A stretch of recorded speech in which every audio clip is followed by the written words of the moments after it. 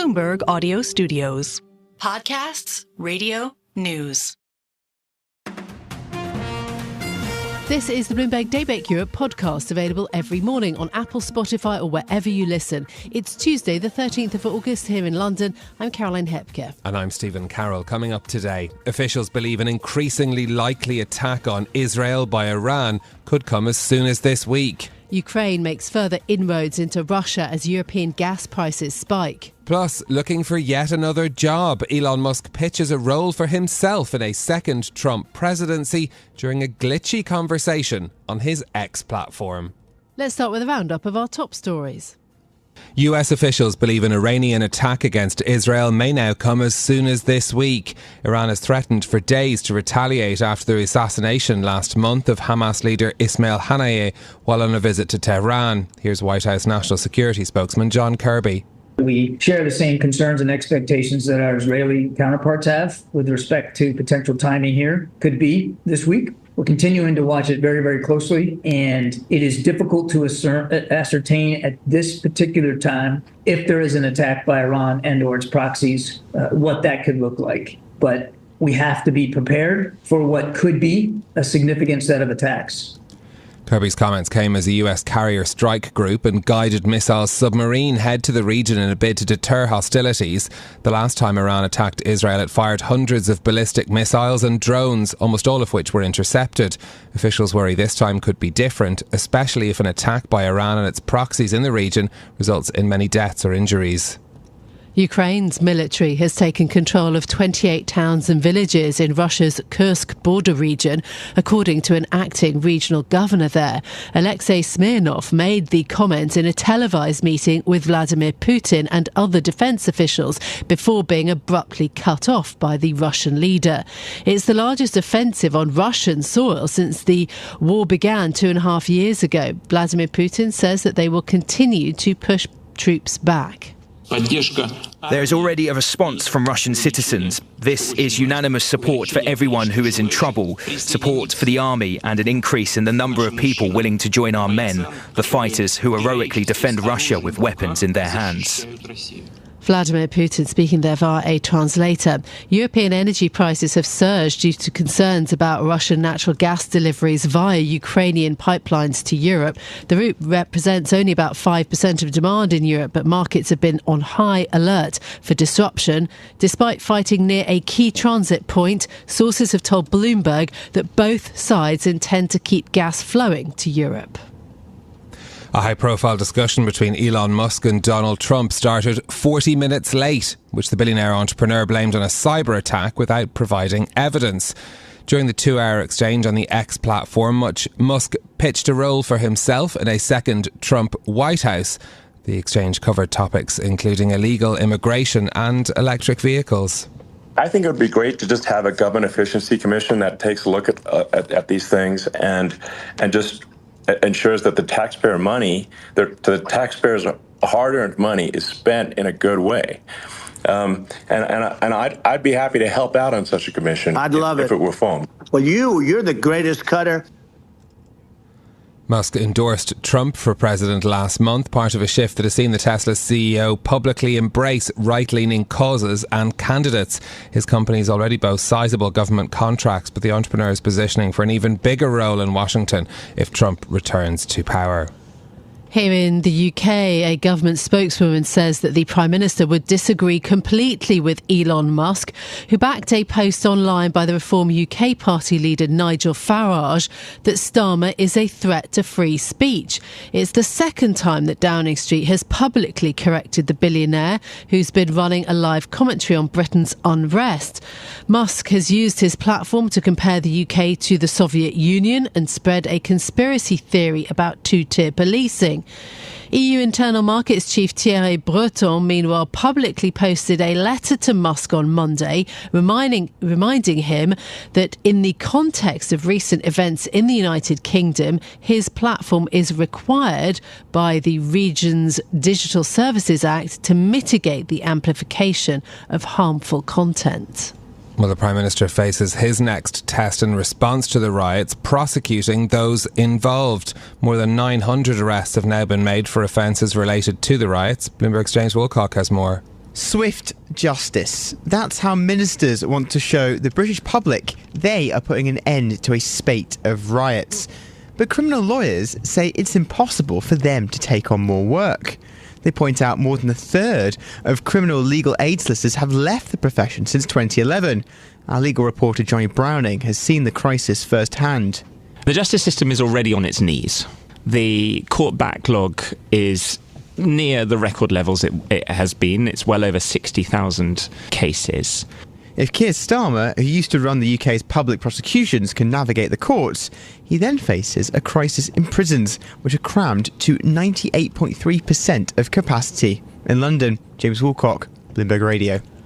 Now, the UK's National Statistics Office may change what time it publishes key economic data. The ONS is starting a review into whether 7 a.m. publications of GDP, inflation and other data are causing market volatility.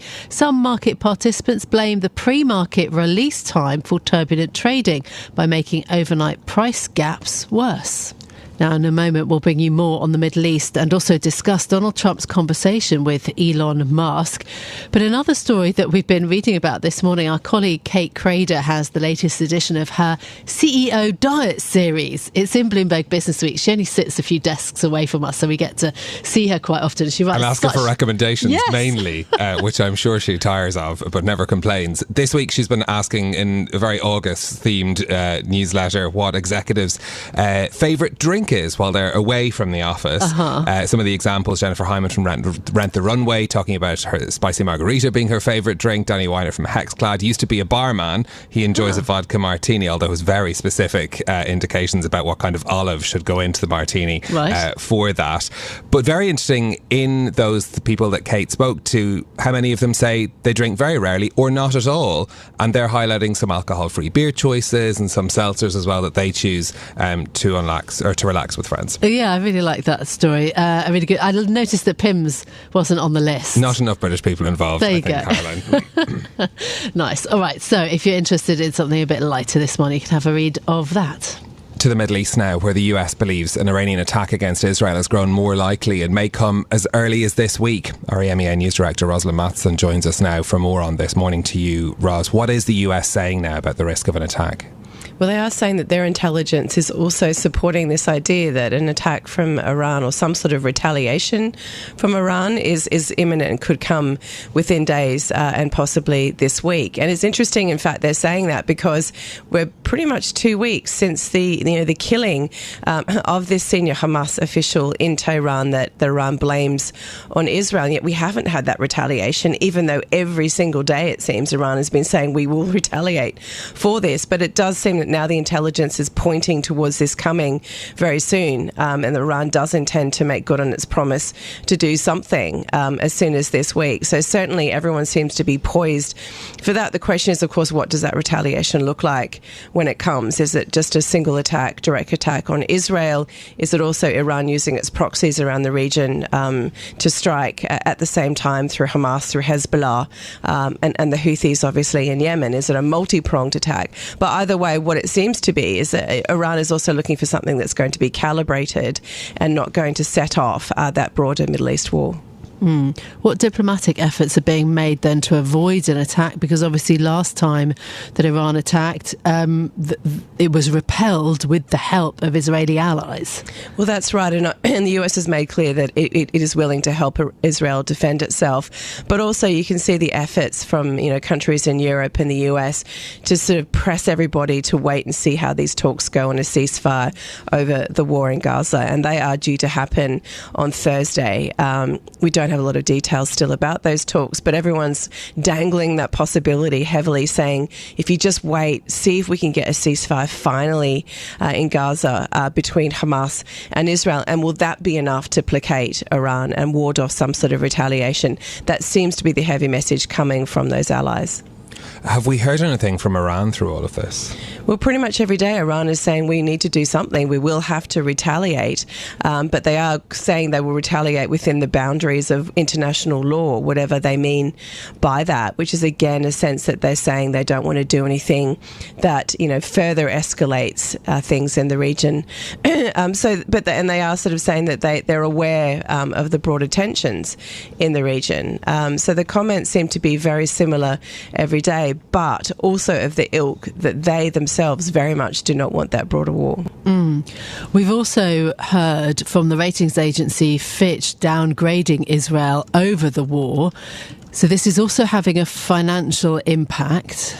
Well, that's right. I mean, this war in Gaza is having obviously a terrible impact humanitarily on people inside Gaza. It's having an impact on the economy of Gaza, which was already very weak to begin with. It's impacting the West Bank, of course, for workers who aren't going into Israel anymore. And it's having that economic impact on Israel. And you can see that in the comments from Fitch last night, particularly concerned about debt, for example, the deficit, the amount that Israel is spending to fund this war, which obviously it can do for now, but does that have a longer term impact? And are you seeing growth that will start to slow at some point as a result of that also? And so you can see the concerns. They think, if the war is still going next year, you are going to see a more significant impact on the Israeli economy. And that follows, of course, Moody's making that ratings downgrade only a few months ago. So certainly as a collective, the sovereign market is taking a close look at this. Ros, another story that we've been keeping, of course, across the latest developments from as well has been on the Russia-Ukraine border. There's been this incursion into Russia, which has been a significant step taken by the Ukrainian side as well. What is the latest that we're following on that story? Because, of course, it seems to be a shift in the dynamic of the war there. Well, certainly it's been a bit surprising to see the Ukrainians do this. And the real question we're all asking ourselves is, what is the goal behind this? Like, what is the tactic in doing this, taking the fight in a way to Russia? Is the goal to capture and hold territory? Is it to create a buffer zone so that Russian troops can't mass at the Ukrainian border and come over for fresh offensives? Is it just to show they can? It'd be really interesting in a way to understand what is the motivation behind this, because that will tell us where this might be going. But certainly it's highly embarrassing for the Russian president, Vladimir Putin. They've got quite a chunk of the territory in the border area. In fact, he cut off his local governor yesterday on television when he was revealing the extent of it, the number of towns that had been captured and so on. And so obviously, very much a prestige blow, at least, for Vladimir Putin. Yeah, that was an odd moment. Roslyn, thank you so much for being with us. Our EMEA News Director, Roslyn Matheson. Well, on those points around Iran and Ukraine, the challenge to the United States, it was one of the themes that emerged in the Elon Musk conversation with Donald Trump that lasted several hours overnight. Elon Musk also pitched himself for a role in the White House if Donald Trump wins the US presidential election in November. The Republican nominee has been speaking to the world's richest man in what was billed as an unscripted interview. The conversation on Musk's X platform, though, was really dogged by technical glitches. Joining us now to discuss this, our breaking news managing editor, Derek Wallbank. Derek, good morning. What were the most significant moments then of this 2-hour conversation? I mean, a lot of it went over old ground, but what do you think was the most interesting moment? The most interesting for me probably was the dynamic between Musk and Trump. I mean, look, you've got the world's richest man on one side, and you've got the Republican hopeful for president on the other side. And in between are a lot of commonalities, right? They both are social media company owners for a start. They're both people who feel like they are not accepted by the cultural group that they feel is in power, and et cetera. And so there's a certain amount of that sort of commonality together. Musk has endorsed Trump, and he's been a very big champion of Trump. So this was very much a conversation among friends and allies. In those sorts of settings, it's interesting to see where Musk is pushing Trump. You could hear him pushing Trump to go a little bit further into sustainability than Trump has been willing to go. It's also interesting to see sort of like where they were very allied and sort of going maybe further than Trump might go in an interview with a sort of a mainstream press organization. So I think that dynamic was really interesting. I mean, look, if Donald Trump wins, Elon Musk has a lot at stake, and if he loses, he has a lot at stake as well, right? Musk's companies are tremendous U.S. government contract holders, this particularly SpaceX. At the same point, Musk is also somebody whose car company Tesla has a lot in terms of tax plans and things like that that would be a subject of a U.S. administration. So Musk has, in addition to his own like ideological proclivities and alignments, he actually has a lot at stake in this election. He's gone really, really hard on one side, not hedging his bets at all, although he did say in an X post just minutes ago that he'd be happy to have Kamala Harris do the same thing. Based on some of the conversations in there, I doubt sincerely that she'll take him up on that offer. This is Bloomberg Daybreak Europe, your morning brief on the stories making news from London to Wall Street and beyond. Look for us on your podcast feed every morning on Apple, Spotify and anywhere else you get your podcasts. You can also listen live each morning on London DAB Radio, the Bloomberg Business app and Bloomberg.com. Our flagship New York station is also available on your Amazon Alexa devices. Just say, Alexa, play Bloomberg 1130. I'm Caroline Hepker. And I'm Stephen Carroll. Join us again tomorrow morning for all the news you need to start your day, right here on Bloomberg Daybreak Europe.